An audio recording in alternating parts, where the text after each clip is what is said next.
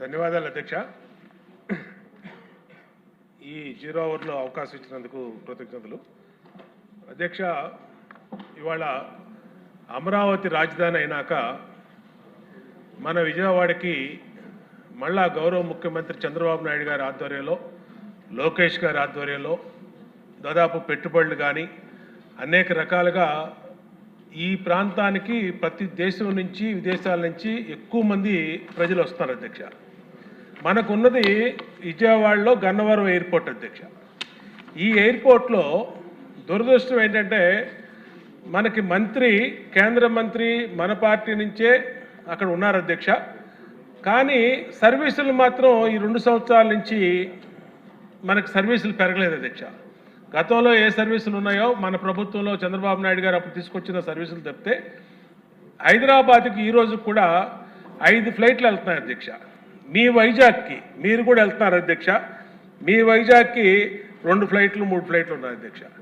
అట్లాగే బాంబేకి ఇవన్నీ కలిపి రోజుకి విజయవాడ గన్నవరం ఎయిర్పోర్ట్ నుంచి 14-15 ఫ్లైట్లు, వారానికి 1-2 చొప్పున కడపకి, కర్నూలుకి వెళ్తున్నాయి అధ్యక్ష. విజయవాడ ఎంపీ, మచిలీపట్నం ఎంపీ, అలాగే ఏలూరు ఎంపీ వీళ్ళందరూ కూడా గౌరవ మంత్రి, కేంద్ర మంత్రి రామ్మోహన్ నాయుడికి లెటర్ పెట్టారు అధ్యక్ష. ఈ ఫ్లైట్లు పెంచమని చెప్పి 2 సంవత్సరాలు అయింది అధ్యక్ష.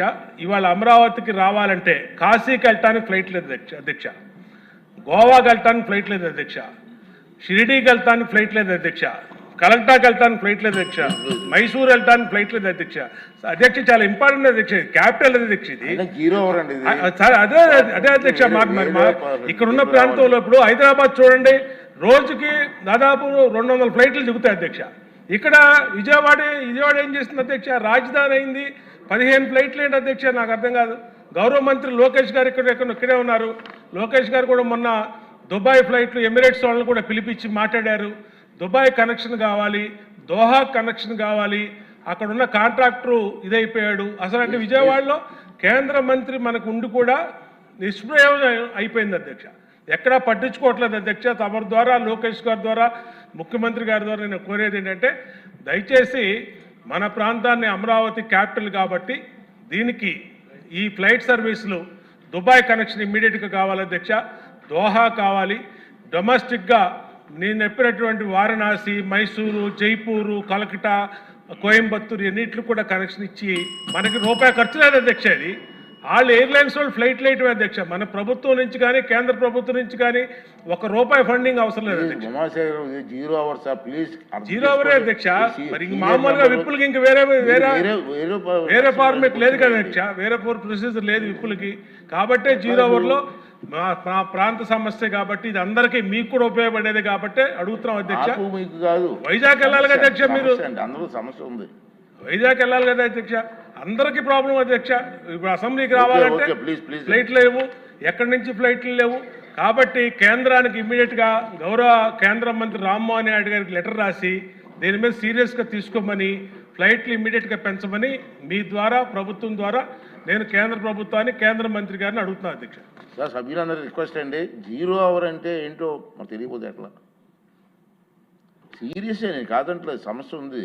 ఆ సమస్యను వేరు వాళ్ళు వెళ్ళాలి. అంతేకాని 0 అవర్లో మాట్లాడడం తప్పించి ఉపన్యాసాలు ఇస్తే అవ్వదు, పద్ధతి కూడా కాదు. ప్లీజ్. జయ నాగేశ్వర రెడ్డి గారు.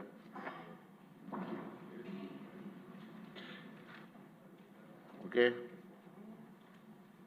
ఉచ్చి చౌదరి గారు. సభ్యులు లేకుండా పేర్లు ఇస్తున్నారు సార్ ఇప్పుడు గారు. అధ్యక్ష, రాష్ట్రంలో గతంలో నిర్మాణమైన వ్యాంబే హౌసెస్ చాలా వరకు నిరుపయోగం అయిపోతూ ఉన్నాయి. అవి కూలిపోయే పరిస్థితి వస్తూ ఉంది. సరైన శానిటేషన్ వసతులు లేవు, మంచినీటి వసతులు లేని పరిస్థితులు ఉన్నాయి. వాటన్నిటినీ పునరుద్ధరణ చేసి వారికి సకాలంలో ఇళ్ళు హ్యాండ్ ఓవర్ చేసేలాగా చర్యలు తీసుకోవాల్సిందిగా విజ్ఞప్తి చేస్తున్నాం. అలాగే టిట్కో ఇళ్లకు సంబంధించి కూడా ఇంకా చాలా పనులు పెండింగ్ ఉండిపోతూ ఉన్నాయి. చాలా ఇళ్లలో ఖాళీలు ఉండిపోతూ ఉన్నాయి. దానికి కారణాలు ఉన్నవాళ్ళు మరి ఎందుకు అద్దెకిస్తున్నారో తెలియదు, అద్దె వాళ్ళు వస్తున్నారు కానీ అసలు వాళ్ళు రావటం లేదంటే దాంట్లో జరుగుతున్న లోటుపాట్లు కూడా గమనించవలసిందిగా విజ్ఞప్తి చేస్తూ దాని మీద చర్యలు తీసుకోవాల్సిందిగా మంత్రి గారి నారాయణ గారిని కోరుతూ, మనకు సంబంధించిన ఒక ముఖ్యమైన విషయం సార్, తమకు తెలుసు, తమరి వల్ల గిరిజన ప్రాంతం హైవే వచ్చింది. అలాగే ఇవాళ ఖమ్మం జిల్లా నుంచి మనకి జంగారెడ్డిగూడెం మీదుగా పోలవరం మీదుగా గోకవరం వచ్చే రోడ్డు కూడా జాతీయ ప్రాజెక్టులో ఉంది. దాన్ని సత్వర నిర్మాణం చేస్తే మనకి ట్రైబల్ ఏరియా నుంచి నర్సీపట్నం నుంచి కానీ లేక విశాఖపట్నం నుంచి కానీ హైదరాబాద్కి షార్టెస్ట్ రూట్గా తయారవుతుంది కనుక దాని మీద దృష్టి